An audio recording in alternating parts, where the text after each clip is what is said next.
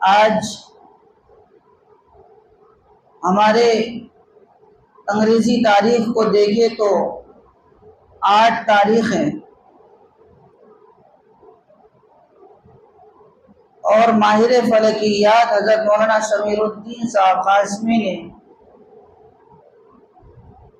وہ آسمان کے اندر چاند کی ڈگریوں کو دیکھ کر یہ بتایا ہے کہ منڈے کو پہلی تراویح اور ٹیوزڈے کو پہلا روزہ ہمارا ہوگا انشاءاللہ۔ تو چونکہ رمضان المبارک اور یہ ماہ مقدس اپنی رحمتوں، اپنی خیر و برکت کے ساتھ ہم سب کے اوپر سایہ فگن ہونے کو چاہتا ہے، اس لیے مناسب یہی ہے کہ اس رمضان کی آمد کے استقبال پر وہ باتیں عرض کر دوں جو ہم سب کے لیے ضروری ہے۔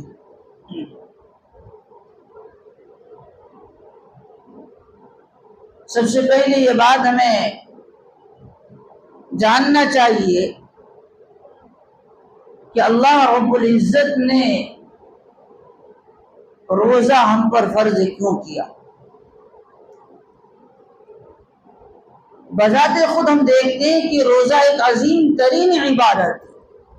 بڑے عظیم عبادت، وہیں اس روزے کے کئی مقاصد بیان کیے گئے ہیں، اور ان میں سب سے اہم مقصد جو بیان کیا ہے کہ یا ایھا الذین آمنوا کتب علیکم الصیام کما کتب علی الذین من قبلکم لعلکم تتقون۔ اے ایمان والو، تم پر روزہ فرض کر دیا گیا جیسے کہ تم سے پہلی امت پر بھی فرض کیا جاتا تھا۔ اور کیوں؟ ہمیں بھوکا رکھنا تمہیں مقصد نہیں ہے، تمہیں پیاسے رکھنا تمہیں مقصد نہیں ہے، بلکہ مقصد یہ ہے کہ لعلکم تتقون، تمہارے اندر تقوی پیدا ہو جائے۔ تقوی کس کو کہتے ہیں؟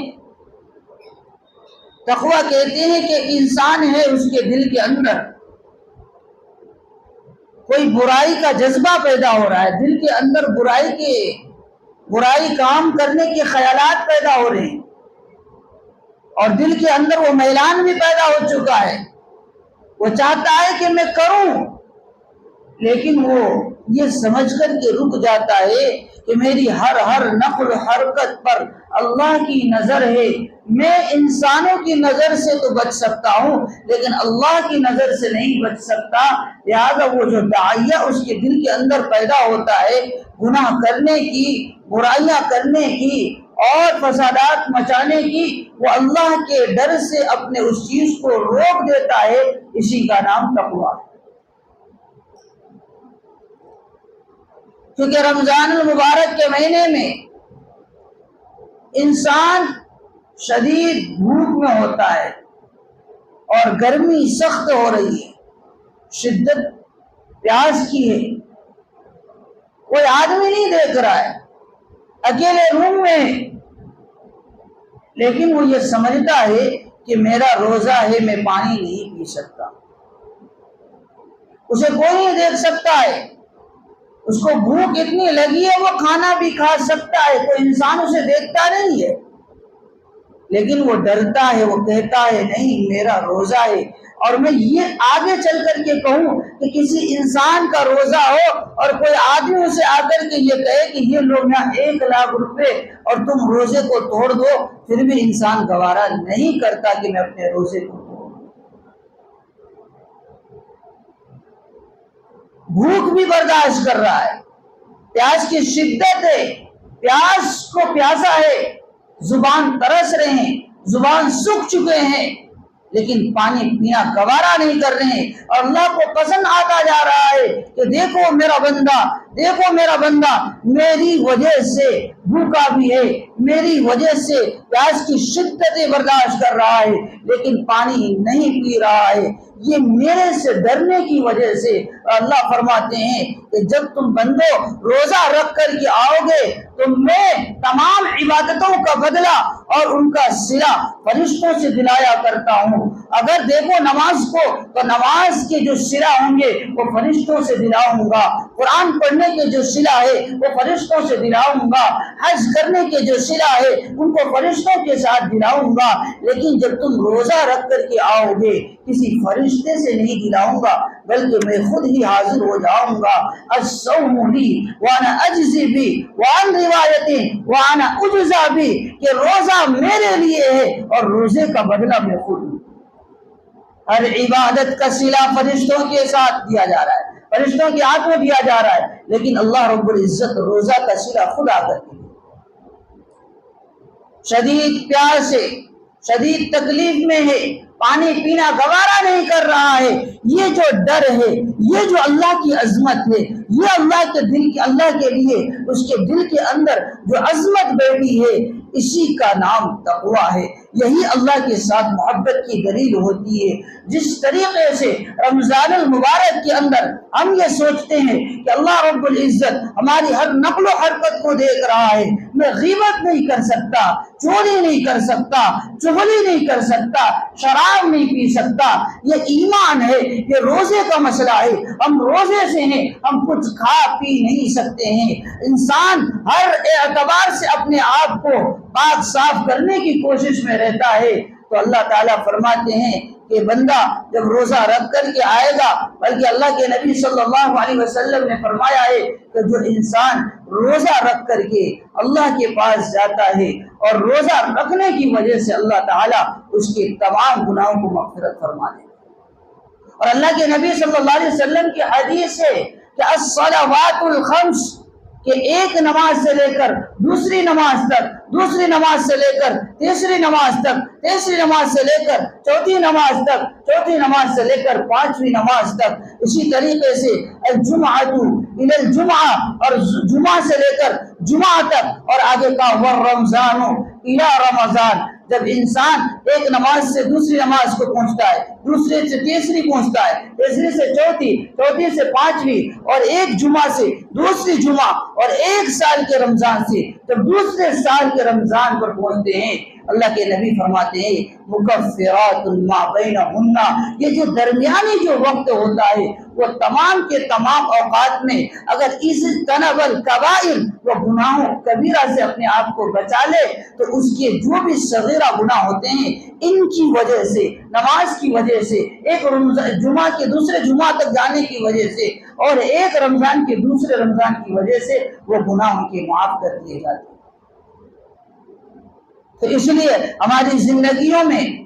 اب تک نہ جانے کتنے مرتبہ رمضان آ چکا ہے، لیکن ہم نے رمضان کے مہینے کو صرف سرسری مہینہ سمجھا اور اسی طریقے سے گزار دیا جس طریقے سے اور مہینے گزارتے ہیں۔ ہم نے رمضان کے مہینے کو اپنے لیے تبدیلی کا مہینہ نہیں سمجھا۔ رمضان کا مہینہ ہماری زندگیوں میں آیا، ہمیں 5 وقت کی نمازی نہ بنا سکا۔ رمضان کا مہینہ ہماری زندگیوں میں آیا، ہم غیبت بولنا نہیں چھوڑے، جھوٹ بولنا نہیں چھوڑے، غیبت کرنا نہیں چھوڑے۔ رمضان کا مہینہ ہماری زندگیوں میں آیا، وراثت کا مسئلہ اٹھا کر کے دیکھیں، بہنوں کے حقوقوں کو مارا جا رہا ہے، بھائیوں کے حقوقوں کو مارا جا رہا ہے۔ رمضان ہماری زندگی میں آتے جاتا ہے، لیکن ہم اپنے آپ کو تبدیل کرنے کے لیے کبھی بھی نہیں سوچتے۔ ہم نے سمجھا ہی نہیں کہ یہ رمضان کا مہینہ انسان کو بدل دیتا ہے، ہم نے اپنے چینجنگ کا مہینہ نہیں سمجھا۔ اگر ہم اپنے آپ کو یہ سمجھتے کہ یہ رمضان کا مہینہ ہم سب کو بدلنے کے لیے آ رہا ہے، یہ سمجھتے تو ہم خود ایک رمضان کے بعد دوسرے رمضان آنے تک ہم اپنے اندر محسوس کرتے۔ اس لیے اس مہینے کو اپنے آپ کے تبدیلی کا مہینہ سمجھے کہ آج تک ہم نے جو گناہیں کی ہے، آج تک جو ہم نے اللہ کی نافرمانیاں کی ہے، آج تک جتنی ہم نے اللہ کے احکام کو ترک کیا ہے، جتنے نبی کریم صلی اللہ علیہ وسلم کے سنتوں کو ترک کیا ہے، آج کے بعد ہم ان تمام گناہوں سے توبہ کرتے ہیں، تو پھر یہ رمضان کا مہینہ ہمارے لیے رحمتوں کا مہینہ ہوگا، پھر یہ مہینہ ہمارے لیے برکتوں کا مہینہ ہوگا،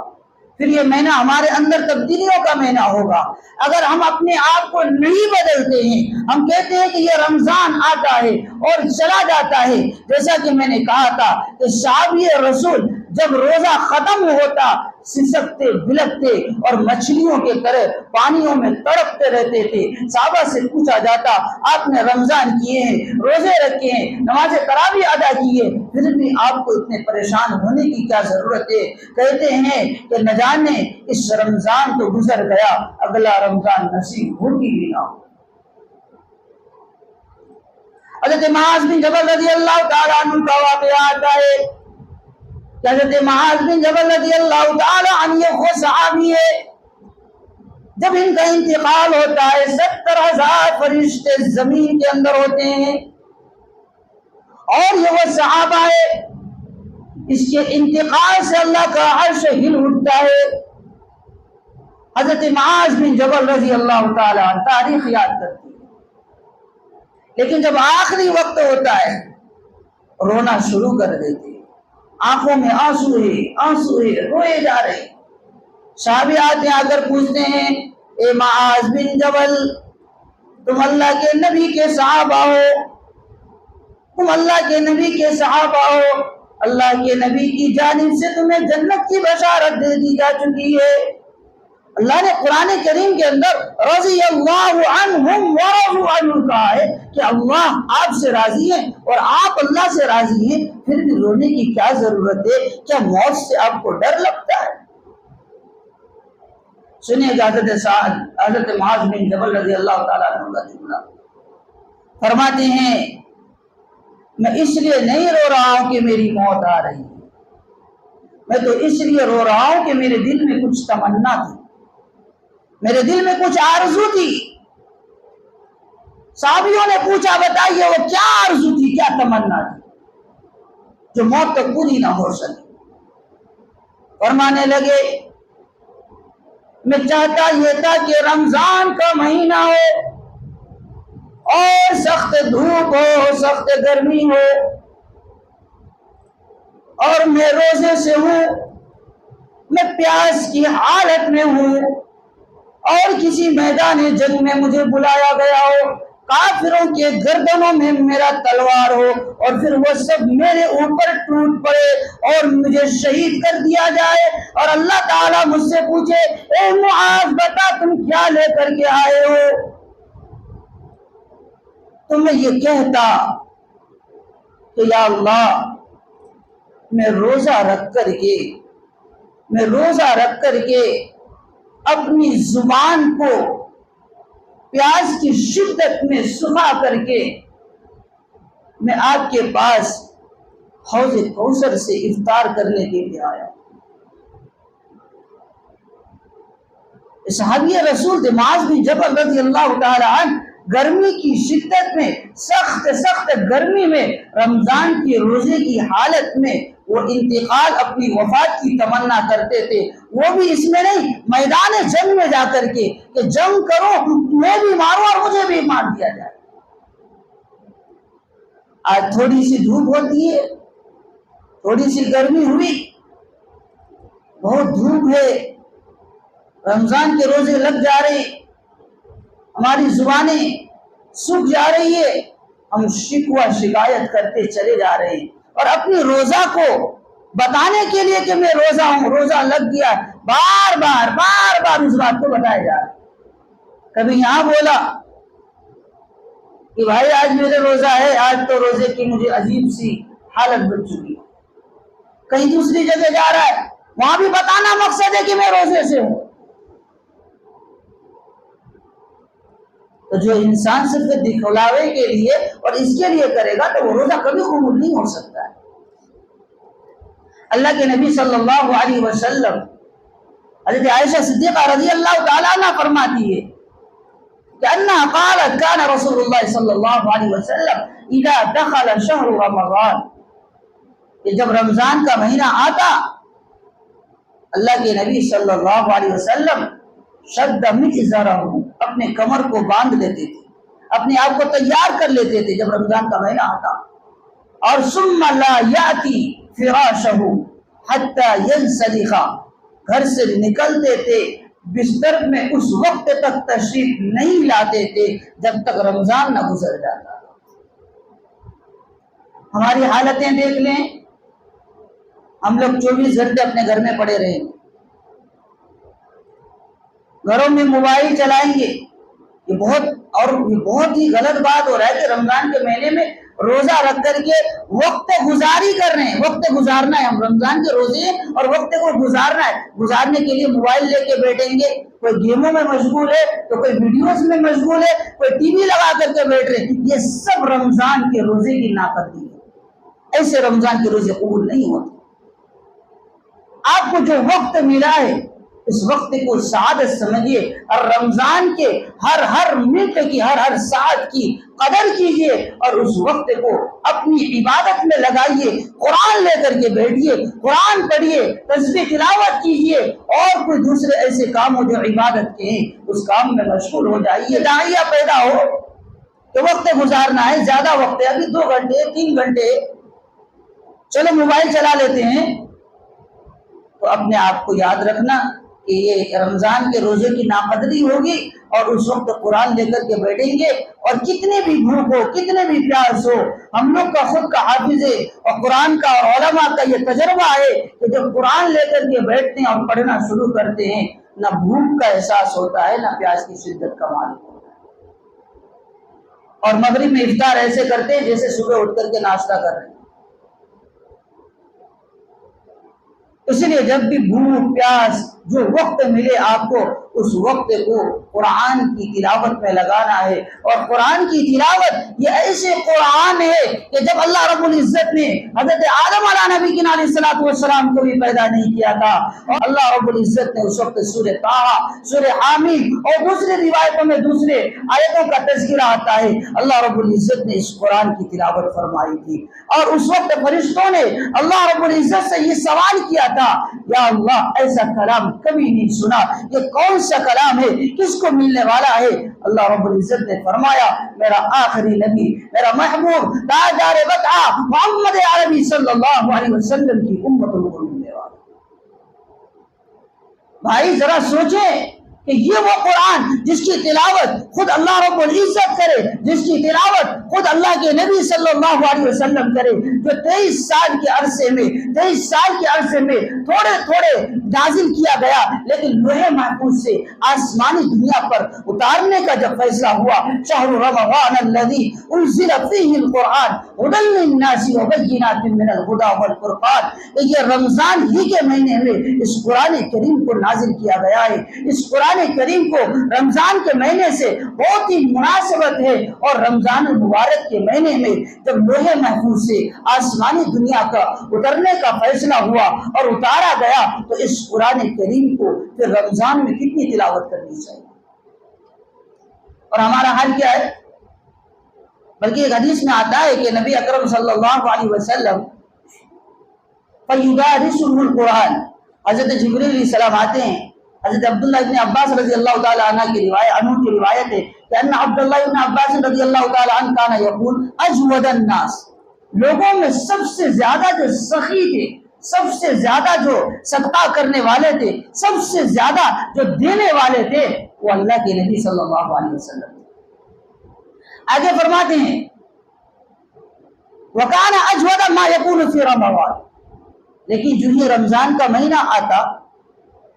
اللہ کے نبی صلی اللہ علیہ وسلم کی سخاوت اور بھی بڑھ جاتی تھی اور اس وقت تب اور بڑھتی تھی کہ حین یلقاہ جبریل علیہ السلام، جس وقت حضرت جبریل علیہ السلام آ کر کے ملتے تھے۔ آگے فرماتے ہیں وَكَانَ جِبْرِيلُ يَلْقَاهُ مِنْ كُلِّ لَيْلَةٍ مِنْ شَهْرِ رَمَضَانَ، ہر رات ملا کرتے تھے۔ آگے فرماتے ہیں فَيُدَارِسُهُ الْقُرْآنَ، اور قرآن کا آپس میں دور بھی کیا کرتے تھے۔ اللہ کے نبی صلی اللہ علیہ وسلم قرآن کا دور کرتے تھے، حضرت جبرائیل علیہ السلام کو قرآن سناتے تھے، حضرت جبرائیل علیہ السلام خود اللہ کے نبی صلی اللہ علیہ وسلم کو قرآن سناتے تھے۔ اور یہ جو تراویح کی بات آتی ہے، اس سے قبل بھی یہ بات بتائی جا چکی ہے کہ دنیا کے اندر ہم اپنے آپ کو بہت زیادہ مصروف رکھتے ہیں، بہت زیادہ مشغولیات میں رہتے ہیں، اس لیے کوئی اگر فرائض شریعہ کا پابند بھی ہو تو وہ 5 وقت کی نماز میں زیادہ سے زیادہ 1.5 گھنٹے کی عبادت کرتا ہے، ورنہ اپنے آپ کو دوسرے کاموں میں مشغول رکھتا ہے، اپنی ضروریات زندگی میں مشغول رہتا ہے، لیکن وہ 5 وقت کی نماز میں بھی آتا ہے تو دماغ کہیں اور غائب ہوتا ہے۔ آدمی یہاں ہے، دماغ کہیں اور ہے۔ نماز میں کھڑے ہو گئے، ایک بار امام صاحب نے 3 رکعت نماز پڑھا دی، سب نے پیچھے سے کہا کہ بھائی نماز شاید 3 رکعت ہی تھی، تو کنفرم کسی کو معلوم نہیں، تو وہ ایک صاحب بیٹھے ہوئے تھے، ان سے بھی پوچھا گیا بتائیے کیا 3 رکعت ہوئی 4 رکعت ہوئی؟ وہ کہنے لگے مجھے بھی سمجھ میں نہیں آ رہا ہے، میرے پاس 4 دکان ہے، اس سے پہلے تو 4 دکانوں کا حساب ہو جاتا تھا، لیکن آج 3 ہی دکان کا حساب ہوا ہے، آج 3 ہی دکان کا حساب ہوا ہے، 4تھے دکان کا حساب ہی نہیں ہوا۔ مجھے بھی ایسا لگتا ہے کہ 3 ہی رکعت ہوئی ہے۔ تو بتائیے آدمی کے دماغ کہاں غائب؟ دماغ کہیں اور ہے، نماز کے اندر ہے۔ 1.5 گھنٹہ زیادہ سے زیادہ 5 وقت کو 10 منٹ کر کے بھی لگائے تو 50 منٹ، ہم صرف آج سنتوں کو لے کر کے چلے تو 1 آور 30 منٹ، اتنی عبادت کر رہے ہیں پورے 11 مہینے میں ہر دن۔ اگر کوئی کرتا ہے تو وہ بھی نہیں کرتا، کوئی اگر کرتا ہے تو اللہ رب العزت نے فرمایا کہ اے میرے بندو تم اپنے آپ کو مصروف اور مشغولیات میں مبتلا کر کے مجھے بھلا کر کے رکھے، میں تم کو ایسے مہینہ دیتا ہوں جس کو رمضان کہا جاتا ہے، جس کے اندر ایک نماز ہوگی جس کو نماز تراویح کہا جائے گا، وہ ایک ایسی نماز ہوگی جس کے اندر 1.5 گھنٹہ لگے گا۔ جو تم عبادت پورے دن کے اندر 1.5 گھنٹے میں کرتے تھے، وہ 1.5 گھنٹہ تمہیں صرف ایک نماز تراویح ہے اس کے اندر لگے گا۔ اور 11 مہینے میں تو 2 ہی چیز کرتے ہیں، یا تو کھاتے ہیں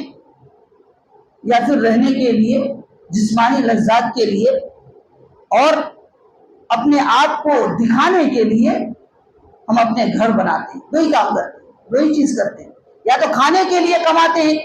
یا دوسرا رہنے کے لیے، لیکن دونوں اعتبار سے جسم ہی کا فائدہ ہو رہا ہے، جسمانی ہی لذت ہو رہی ہے۔ اچھے گاڑیوں میں چلنا یہ کوئی غلط بات نہیں ہے، اللہ تعالیٰ نے نعمت دی، استعمال کیجئے، ان اللہ یحب اثر نعمتی، اللہ تعالیٰ اپنے بندوں پر اپنی نعمت کا اثر دیکھنا چاہتا ہے، لیکن غرور اور تکبر نہ ہو۔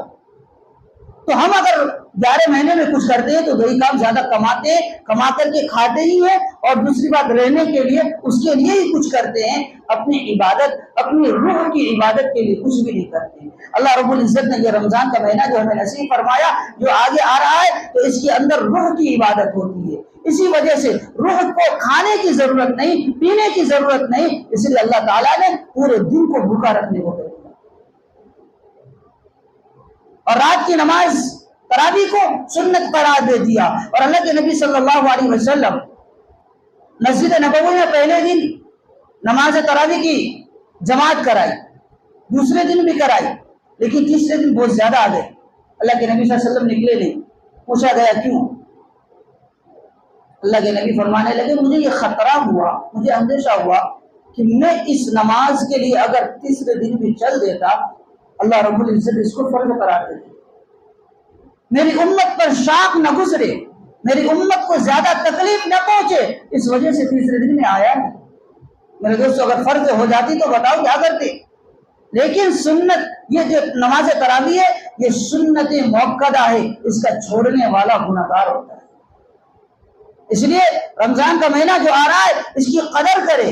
اس کی عزت کرے، اس کی احترام کرے، اس کی ناقدری نہ کرے کہ تراویح ہو رہی ہے ادھر جا کے باہر پھر رہے ہیں، تراویح ہو رہی ہے روڈوں میں پھر رہے ہیں، اور گھروں میں جا کے بتا کے آیا کہ میں تراویح سن کے آیا، پتہ چلا وہ یہاں ہے نہیں، ادھر تراویح ہو رہی ہے اور گھروں میں بند ہے، دوسری چیزوں میں لگے ہوئے ہیں، فونوں میں لگے ہوئے ہیں۔ یہ رمضان کی ناقدری ہے اور اپنی زندگی کے تباہ و برباد کرنے کی دلیل ہے۔ اللہ کے نبی صلی اللہ علیہ وسلم نے فرمایا یہ ماہ مبارک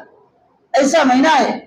بلکہ حضرت سلمان رضی اللہ تعالیٰ عنہ کی ایک بڑی روایت ہے بہت بڑی روایت ہے جس میں رمضان کو تفصیل سے اللہ کے نبی صلی اللہ علیہ وسلم نے فرمایا کہ قد اغلکم شہر عظیم شہر مبارک، مہینے کے اندر یہ بڑا مبارک اور عظیم مہینہ ہے، اس مہینے کی برکتوں کو ذرا تو دیکھیے۔ اس مہینے کے اندر جو انسان نفل عبادت کرتا ہے، نفل کو فرضوں کے برابر کر دیا جاتا ہے، جو ایک فرض ادا کرتا ہے من کان ادا 70 فریضۃ، گویا کہ 70 فرضوں کو ادا کرتا ہے۔ برکت دیکھتے چلیے۔ اور اللہ کے نبی صلی اللہ علیہ وسلم نے آگے یہ بھی فرمایا اسی حدیث کے اندر کہ من فطر صائما، جو انسان کسی انسان کو روزے کی افطاری کراتا ہے، من فطر صائما کان له مثل اجره من غیر ان ينتقص من اجره شیء، کہ اسی انسان کے نیکی کے برابر اس انسان کو بھی دیتے۔ اللہ تعالیٰ کسی کو کم نہیں کرتے، کسی کے یما سے کم نہیں کر رہے، اللہ کنجوسی نہیں کرتے کہ تمہارا ہوا تو اس سے کاٹ کر کے دے دیں گے، نہیں، اس کے لیے الگ، اس نے جو کیا اس کو ملا، اس نے جو کیا اس کو ملا۔ اور اللہ کے جب صحابہ فرمانے لگے کہ افطاری کرانے کی بات کہ ہم میں سے تو ہمارے پاس اتنی دولت نہیں ہے، صحابہ فرمانے قالو کلنا لیس یجد ما یفطر الصائم، ہمارے پاس اتنی دولت نہیں کہ ہمیں افطار کرائے، ہم کھانا کھلائیں، یہ ثواب ہمیں کیسے حاصل ہوگا؟ اللہ کے نبی صلی اللہ علیہ وسلم نے فرمایا کہ یعطی اللہ ھذا الثواب، اللہ تعالیٰ اس ثواب کو من فطر صائما علی تمرۃ، اور اگر کوئی انسان اگر ضروری نہیں ہے کہ پیٹ بھر کر کے کھانا ہی کھلائے، پانی کا گھونٹ بھی پلا دے، ایک کھجور کے ٹکڑے ایک کھجور ہی دے دے، تو اس سے بھی یہ فضیلت حاصل ہو جاتی ہے۔ اس لیے ہمیں چاہیے کہ ہم اپنے دسترخوان میں غریب غربا کو، عالم علماء کو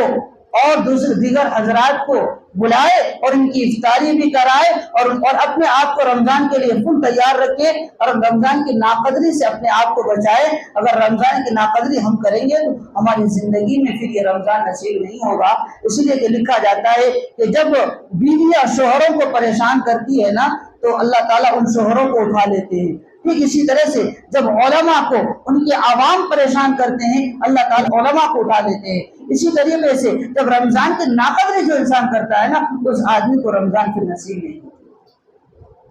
اس لیے ہم رمضان کی ناقدری سے بچے، اللہ تعالیٰ ہم سب کو عمل کی توفیق نصیب فرمائے۔ وآخر دعوانا الحمدللہ رب العالمین۔